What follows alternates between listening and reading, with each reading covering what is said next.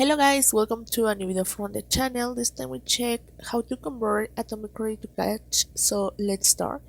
Here is the article about how to pay Atome using GCash, and also as you see you can convert Atome Credit to GCash. However, some Atome customer can apply for a loan which offers cash that you then to add to your GCash account if you want to.